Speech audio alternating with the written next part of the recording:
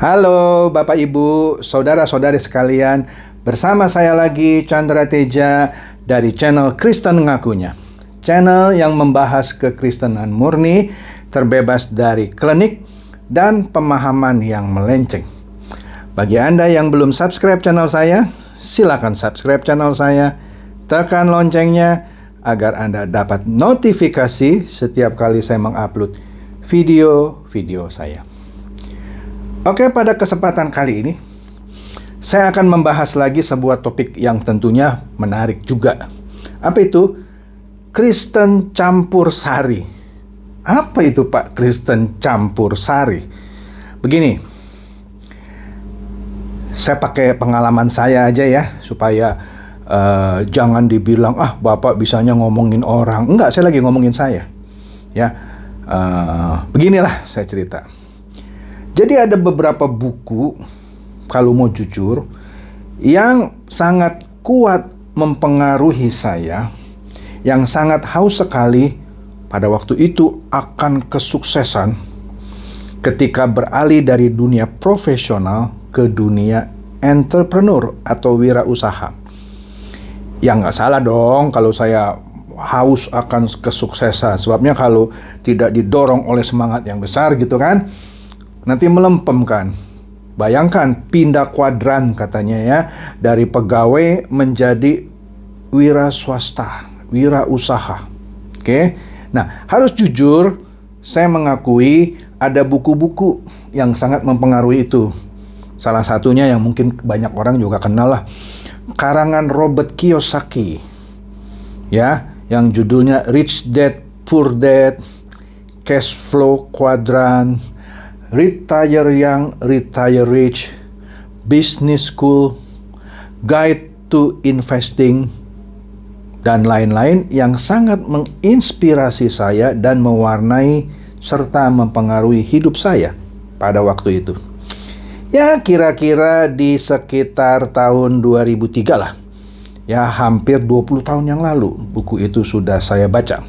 Selain buku-buku dari Robert Kiyosaki, juga ada buku-buku dari motivator seperti The Law of Success, Hukum Kesuksesan, Think and Grow Rich, Berpikir dan Berkembang Secara Kaya, karangan Napoleon Hill, yang ternyata juga seorang Kristen, motivator Kristen. Bahkan kalau saya nggak salah ya, dia juga pemberita firman. Oke. Kemudian ada juga Born Rich, Terlahir Kaya, dari Bob Proctor. Kemudian Cracking the Millionaire Code dan One Minute Millionaire, karangan Mark Victor Hansen ya, dan Robert Allen. Nah, kemudian ada juga As a Man Think, karangan James Allen. God Wants You to Be Rich, karangan Paul Zellweger. Kemudian Believe and Achieve, Percaya dan Capai, kira-kira begitu, karangan Paul Hannah. Awaken the Giant Within, Membangunkan raksasa yang ada di dalam diri kita, karangan Anthony Robbins. Kemudian If You Can Think You Can, atau ya, yang komplitnya You Can If You Think You Can. Itulah judul sebenarnya. You Can If You Think You Can. Anda bisa jika Anda berpikir Anda bisa, gitu, karangan Norman Vincent Peale. Dan puluhan buku-buku sejenis juga ikut meramaikan jiwa entrepreneurship saya dan masih menghiasi perpustakaan saya sampai saat ini. Buku-buku itu masih tidak saya buang lah ya. Nah, sedikit banyak kalau mau jujur sih sebenarnya buku itu benar lah ada memotivasi saya sehingga saya memberanikan diri masuk ke dunia wirausaha itu ya. Nah, meski awalnya saya harus jatuh bangun, buku-buku itu secara tidak sadar saya jadikan kitab suci. Ya kan? Selain saya dan buku itu juga banyak dijadikan kitab suci oleh para motivator dalam maupun luar negeri. Iya, itu jadi buku sucinya gitu ya. Sebagian dari buku-buku itu justru ya tadi saya katakan dikarang oleh orang Kristen dengan mengambil atau mencomot beberapa ayat Alkitab dimasukkan ke dalam buku motivasi itu, sehingga seakan-akan terkesan bernuansa Kristiani. Pertanyaannya, apakah buku-buku dan para motivator yang berkiblat ke sana itu benar-benar sakti sehingga bisa menghantar semua orang yang membacanya pasti sukses? Sekali lagi, apakah buku-buku yang saya sebutkan tadi dan para motivator yang berkiblat ke buku-buku itu benar-benar sakti sehingga bisa membawa orang yang membacanya pasti sukses dan kaya? Jawabannya, tidak. Ada yang bisa sukses, ya bukan bermaksud menyombongkan diri. Kesuksesan awal meskipun saya jatuh bangun di dunia wirausaha terpincut oleh beberapa tulisan yang memotivasi tadi. Oke? Nah, tetapi ada juga bahkan banyak yang gagal. Malah justru buku-buku itu membuat si penulisnya dan atau motivator gitu ya yang memberikan ini bertambah kaya. Saya tidak anti motivator. Teman saya ada beberapa yang motivator dan dia bagus gitu ya. Nah, poinnya adalah yang saya mau tunjukkan adalah yang tidak berhasil justru lebih banyak dari yang berhasil. Artinya buku itu atau motivator itu bukan rumusan untuk Anda bisa sukses. Dia memberikan Anda trigger, ya memberikan Anda ya beberapa insight atau beberapa pandangan yang tidak salah sebenarnya ya. Yang kalau Anda geluti dengan benar harusnya bisa sukses. Harusnya bisa sukses. Nah, sayangnya buku-buku itu berakar dari gerakan pemikiran baru, the new thought, yang dimulai dari abad 19 ya, yang memandang Allah itu sebagai suatu kekuatan yang ada di mana-mana ya. Dia memandang Allah itu adalah sesuatu kekuatan yang ada di mana-mana. Roh sebagai realitas yang tertinggi, manusia sejatinya memiliki kodrat ilahi, pikiran dapat menjadi kekuatan yang positif untuk kebaikan. Ini pemikiran baru, new thought. Nah, para penulisnya menggunakan ini untuk meningkatkan kepercayaan diri para pembacanya. Kesuksesan finansial katanya dan kesuksesan berpikir positif bisa ditimbulkan dari pikiran ini. Itu kira-kira promosinya. Nah, kemudian Allah itu dipandang atau dimanfaatkan sebagai kekuatan yang dapat dia atur-atur, dia tarik-tarik, dia manfaatkan. Begitu ceritanya, ya. Pikiran katanya dapat mengendalikan materi, bisa menarik materi. Sebelumnya saya sudah bahaskan fourth dimension faith, iman dimensi keempat yang dikembangkan oleh almarhum pendeta Paul Cho Yong-gi di Korea. Imannya itu berkata, jika Anda mau minta sesuatu dari Tuhan, mintalah dengan detail. Mobil merek apa, warna apa, cc-nya berapa, kira-kira begitu. Ya, ini salah satu pemikiran baru, the new thought, ya kan? Jadi tadi Allah dipandang sebagai kekuatan yang dapat dimanfaatkan, ditambah dengan pikiran kita yang dapat mengendalikan atau menarik materi untuk kekayaan kita, meningkatkan status manusia kita, dan menjadi ciptaan ilahi. Seakan-akan dengan melakukan semua itu, kita menjadi Allah-Allah kecil. Oke? Maka, oleh karena itu, prinsip kekuatan pikiran ini sangat ditekankan di dalam kebanyakan buku itu ya. Dan dapat katanya membawa manusia kepada kesuksesan dan kekayaan. Jadi kekayaan itu materi bisa ditarik dengan kekuatan pikiran. Hebat ya? Hebat. Ya kan? Tapi jangan lupa ya, tadi saya sudah katakan, lebih banyak yang gagal ketimbang yang sukses. Nah, kemudian dengan berpikir positif, memvisualisasikan apa yang kita mau dalam pikiran gitu ya, maka objek yang kita inginkan itu seakan-akan sudah kita klaim menjadi milik kita. Inilah bahayanya pemikiran baru. Ya.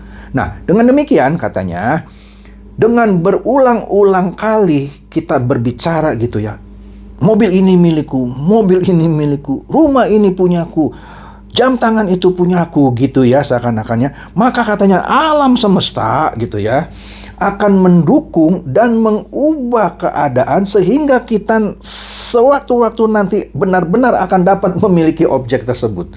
Aduh, kalau saya ingat itu saya jadi ketawa geli sendiri ya. Jadi kita pakai kekuatan pikiran kita bayangkan mobil ini punya saya, mobil ini punya saya. Bahkan dalam keadaan ekstrim kita sentuh mobil orang, ini punyaku. Siapa bilang kalau Anda nggak punya mobil ya Anda nggak bisa punya mobil itu. Nah, oleh karena itu, inilah bahayanya ya dari pemikiran baru ya yang menggunakan kekuatan pikiran. Nah, kebanyakan manusia ya harus diakui ya sudah terkena virus takut miskin. Mereka merasa bahwa ketakutan itu dapat dihalau dengan mengejar kekayaan sekuat tenaga. Pokoknya saya kejar ini kekayaan sekuat tenaga. Pak, apakah kekayaan itu salah? Tidak salah.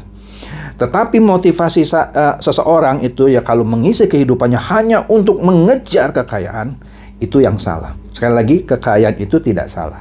Anda kerja keras, Anda rajin, berdagang dengan jujur, pasti Anda diberkati. Tapi kalau Anda motivasinya hanya terus mencari uang apapun caranya, nggak mau tahu gitu, nah itu yang salah. Ya, jadi bukan berarti orang Kristen tidak boleh kaya, boleh, tapi bukan hanya untuk mengejar kekayaan sekuat tenaga demi prestis, demi harga diri dan lain-lain. Akibatnya kekayaan akan berubah menjadi tuan yang menggantikan Tuhan. Sekali lagi, kalau itu dilakukan terus, kekayaan itu akhirnya berubah menjadi tuan menggantikan Tuhan. Nah, ini bahaya. Ini bahaya. Memang kekayaan itu bisa membawa kita kepada zona nyaman. Bayangkan kalau uang di tangan banyak gitu ya, mau makan di restoran apa aja enak kan, mau ngopi di mana aja bisa kan. Tapi kalau lagi nggak pegang uang sengsara kan, ya harus diakui betul, ya kan. Kita bisa masuk zona nyaman, menjadi orang yang dihormati gitu ya. Sedangkan hidup yang berkekurangan itu pasti nggak enak kan. Nggak enak, menyakitkan. Tidak dihargai orang. Ini orang miskin, jangan deket-deket, kira-kira begitu. Tidak dihargai. Yang menjadi pertanyaan sekarang, tadi, apakah orang Kristen boleh kaya? Boleh, tadi saya katakan. Tidak dilarang orang Kristen jadi kaya. Ya kan? Tetapi, kalau orang Kristen ingin kaya, ini yang berbahaya. Nanti saya akan jelaskan secara lebih mendetil. Sekali lagi ya, bukan melarang orang Kristen jadi kaya. Ya tadi kerja rajin, jujur ya, berdagang dengan ramah ya. Kalau jual beras timbangannya benar, orang pasti belanja lagi sama Anda gitu ya.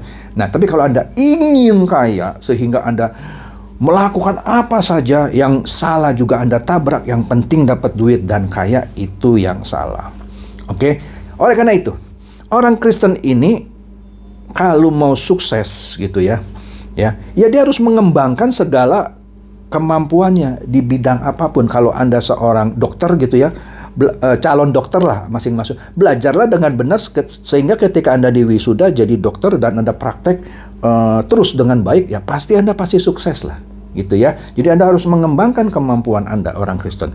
Bukan hanya memusatkan pikiran Anda, saya akan jadi dokter yang terhebat, tapi Anda tidak pernah mau berusaha, cuman menggunakan pikiran. Nah, yang benar, Anda berpikir saya harus jadi dokter ini, dan Anda berusaha, itu oke. Tapi kalau Anda hanya menggunakan kekuatan pikiran Anda, itulah yang namanya era atau suatu yang dianut oleh pemikiran baru atau the new thought. Oke? Nah, jadi supaya Anda mau sukses, ya Anda harus mengoptimalkan kemampuan Anda di bidang apapun yang Anda geluti, ya kan? Dan Anda selalu mengacu kepada kebenaran sejati yang benar-benar bersumber pada Alkitab, bukan pada ya buku-buku itu boleh saja Anda baca, tetapi bukan menjadi ganti dari Alkitab Anda. Alkitab Anda juga kaya kok untuk baca-baca bagaimana supaya jadi orang sukses. Jaga mulutmu, rajin bekerja, ada. Di situ kunci sukses juga gitu ya. Jadi jangan melulu atau bahkan 100% gitu ya, mengacu kepada kebenaran yang diciptakan oleh manusia. Meskipun di situ ada ayat-ayat Alkitab juga gitu ya. Ya, dia menunggangi ayat-ayat Alkitab asal comot. Nah, meski kebenaran palsu tadi, itu kebenaran palsu, bisa membuahkan hasil. Karena selain dia mungkin dalam kasus saya memicu semangat saya dan saya benar-benar menekuni gitu ya, bisa sukses. Nah, tapi ketika saya benar-benar menekuni itu kan sebenarnya saya lagi mengembangkan potensi saya. Jadi ya sukses. Tapi kalau tidak hanya mengandalkan kekuatan pikiran, tidak bisa coy. Ya, kalau Anda melakukan itu ya, satu saat Anda baca Alkitab, satu saat Anda baca ini, tapi Anda mengandalkan yang tadi kekuatan pikiran untuk menarik materi, maka Anda sebenarnya sedang mencampur adukan ajaran Alkitab dengan ajaran manusia. Saya tidak berkata buku itu salah, bukan. Tapi kalau Anda mencampur adukan, ya tadi, New Thought dengan ajaran Alkitab Anda campur-campur gitu ya, maka pada dasarnya Anda adalah Kristen campur sari. Ya, karena Anda mencampur adukan kebenaran sejati dari Tuhan dengan kebenaran palsu ciptaan manusia. Jadi, janganlah jadi Kristen campur sari. Berpegangan saja kepada kebenaran Alkitab. Oke, silakan share video saya ini kepada teman-teman, sahabat, atau kerabat. Semoga mereka juga boleh tercerahkan. Shalom.